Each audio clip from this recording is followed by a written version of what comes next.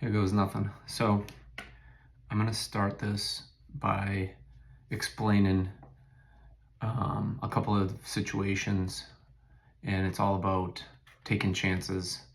And when you think about taking chances, I think about why not me? And then the premise would be for me to say, okay, why not you? And what did you do? What chances did you take to become what you are today, whether it's successful in business or sports or anything? So taking chances. And why am I taking a chance now on myself to start this? And the best way to describe it is that so many people talk about how you can't control of what happens around you to some extent, and you can only control your actions or reactions to what happens around you. And I can relate to that.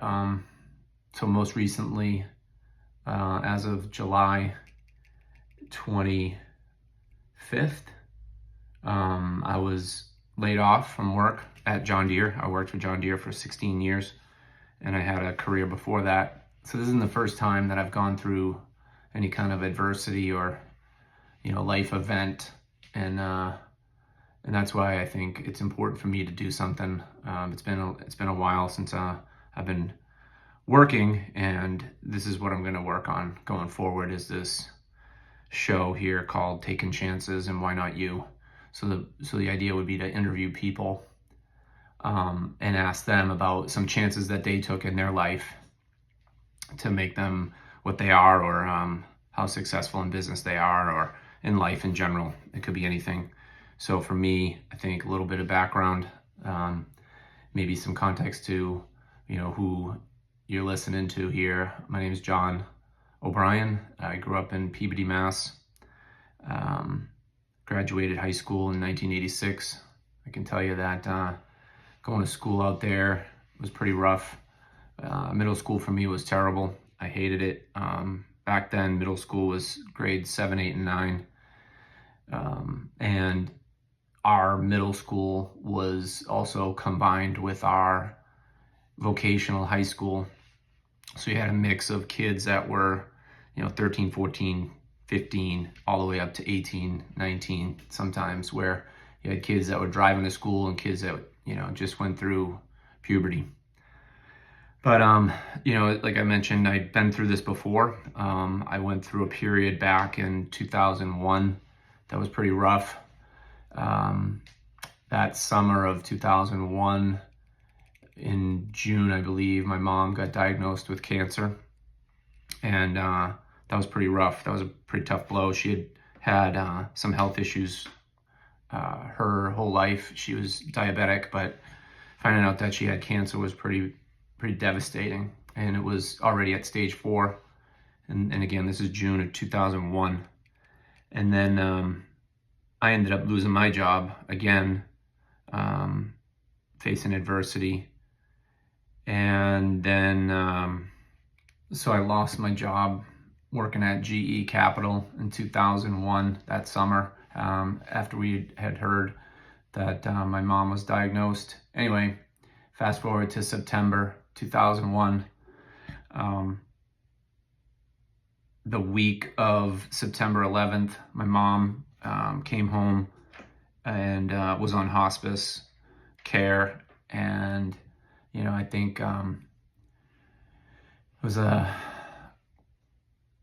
that weekend, it was pretty nice out. I remember on Monday, the 10th, she was in her bed and she wanted to go outside, so we went outside. It was really nice out, and so I think we did the same thing on Tuesday, which was September 11th. Anyway, she ended up passing away on September 16th. So I was,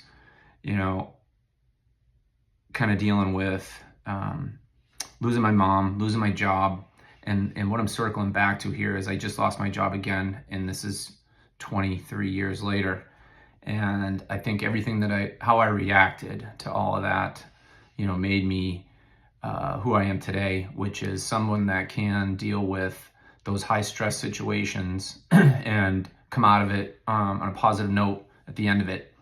How did I do it? I think it was a combination of, my upbringing. I have two brothers. My dad was a Marine. We were raised pretty much as little Marines. My older brother was a Marine. But I've read so many books about grit and determination and adversity and overcoming huge obstacles and motivation. And I've read millions of business books. And I think until you're put in a situation like this, I'm not going to quote the overquoted Mike Tyson quote about, everything's great until you get punched in the face. But what do you do when you get punched in the face? You can either give up, get knocked out, or you can get back up and keep going. And I think I kept going. I tried to do whatever I possibly could to maybe compartmentalize each one of these things, but each of these adversities or setbacks led to something better every time. And that's what I'm expecting that's going to happen now. Here we are, and it's September 5th, 2024, almost, again, similar to another little side story in 2001 in August. So I was engaged and decided to get married before my mom passed away. So I lose my job, I got married, and my mom passed away, all within the span of 3 to 4 months. Some big life events all happening at one time. Fast forward to 2024 here. Engaged, got laid off, and got married. This is the first time since 1992 that I am not working and I don't have health insurance. That's not the main reason why I got married, but without health insurance, it's pretty scary. So anyway, this taking chances is me now taking a chance on, podcast or YouTube or some video that could possibly end up getting shared and help other people know that anything's possible. I will talk a little bit more about my physical, I'd call it achievements, and in terms of taking chances, I'm a runner. I've been running since 1999. I think back then, another side story to my mom passing away is that me, my dad, and mom were supposed to go to Germany in September of that year. So September 11th happens, the whole world is in shock, and September 16th happens and my mom passes away. And we were supposed to leave on September 28th to go to Germany. I was going to run the Berlin Marathon. And long story, my dad said, your mom would want you to still go. So we still went, which was really tough. So it was like a bittersweet thing, but I was training. And I think the physical training for a marathon, there's this connection between physical activity and mental health and wellness. And I truly believe that, because to deal with that stress of losing my job and losing my mom, and be able to use an outlet like running to take it out on myself, or to have an outlet, that's kind of what got me through all that, was the running. Ended up running a decent marathon that year, but then kind of shifting gears towards, all right, I can get faster. And then I started focusing on how to get to be a better runner. And that would lead me to, a PR in the marathon in 2002 in Chicago. And then fast forward to, I moved to Iowa to work for John Deere in 2011. I started working for John Deere in 2008, but in 2011 I moved to Iowa and met a great group of running people. I was kind of nervous because out in Boston we had a great running community. I had a lot of great running partners and training routes, and then moved here and was kind of a little bit nervous about, again, let me back up and say that we were taking a pretty big chance to move from Boston to Iowa. It was a huge culture shock, just the differences in some common things like driving. Driving in Boston versus driving in Iowa is a little bit different. Traffic in Boston versus traffic in Iowa, big difference. But running's pretty constant, right? Running's pretty consistent, and I met some amazing runners out here. And at the time, 2011 into 2012, there was a group that I met, and one of the guys I met was John Byrne. I met him through a charity that I was supporting out here. And at the time, he was training for this race called the Leadville Trail 100. I had never heard of Leadville. I didn't even know where Leadville was. It's in Leadville, Colorado. And I had no idea people ran more than a marathon in these ultra races.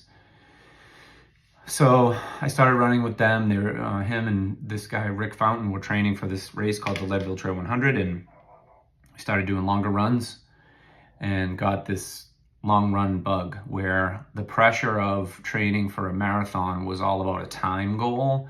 Like, how fast can you run a marathon? You know, I've only run a 3 hours and 20 minute marathon. Now these guys were running 15, 20, 25, 30 miles for training for this race. And that's when I got hooked on less pressure to run. It was more about just being out there, and less pressure on time and just about distance. And, you know, in 2012, I said, there's just no way in the world I'm going to run a 100-mile race. You know, at the time, I was, I don't even know, 42 years old, 41, 42 years old. Can't even do the math, but fast forward to, it took me 4 years to take a chance and say, I'm going to sign up for that race. You know, so I ran a few kind of longer distance races, nothing like a 100-miler, but I decided in 2016 to take a chance on myself again and train for this 100-mile race in Leadville, Colorado.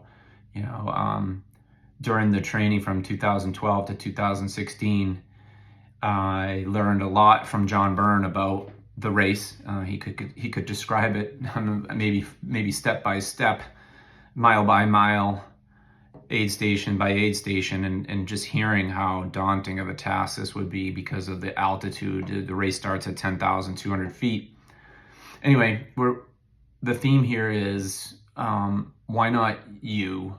Like, why aren't you taking a chance? And that's why I say, why am I not taking a chance and doing something like this, which I like to talk. I like to talk about running. I like to talk about business. I feel like I've had a lot of business experience. I've worked in the workforce since 1992, had conversations with, you know, owners of companies, but also with, you know, people that are, I'll call blue collar, and learned a lot from everyone that I've ever met. But going back to the running and what this taking chances is all about, you know, I'm faced with some pretty shitty situation right now where I'm out of work. I'm trying to find another job.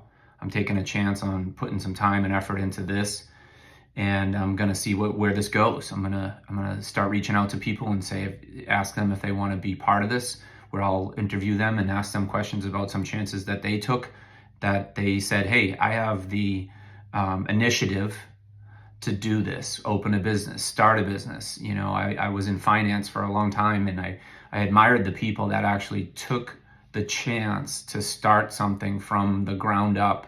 Whether they succeeded or failed, they actually tried and they did it.